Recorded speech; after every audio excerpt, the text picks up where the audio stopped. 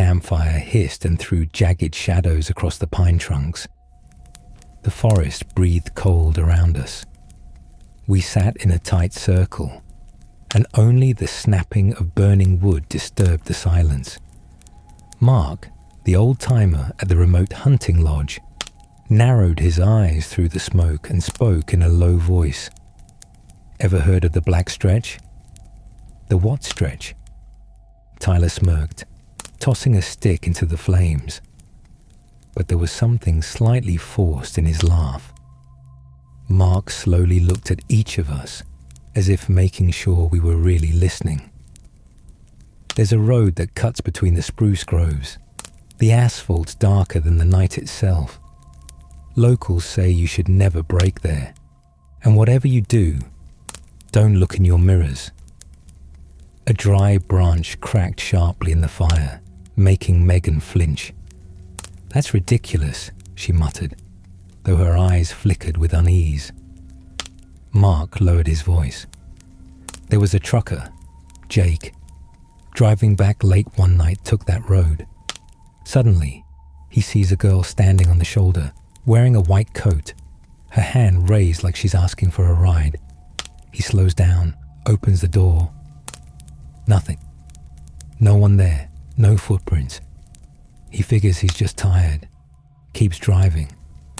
Then, out of the corner of his eye, he catches something in the side mirror. She's standing in the middle of the road behind him, only she doesn't have a face, just a smooth grey mask where it should be. Somewhere in the darkness, a branch snapped. We all turned at once, but beyond the trees there was only shifting shadow.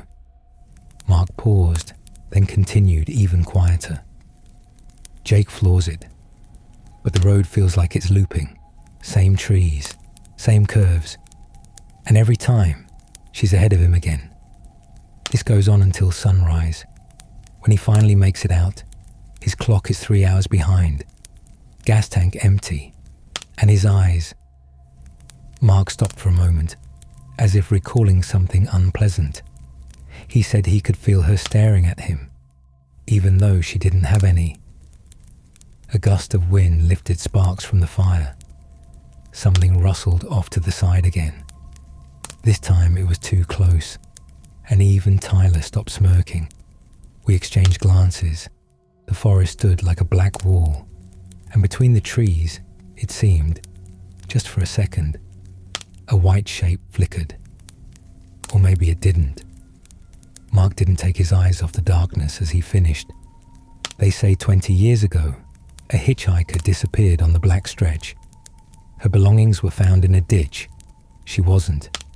Now she waits for anyone foolish enough to stop. So if you ever see a white coat on that road, hit the gas, and don't you dare look back." We sat in silence. Even the fire seemed to crackle more softly. The wind carried a faint whisper from the trees, and I would swear that someone was standing out there between the pines, watching us.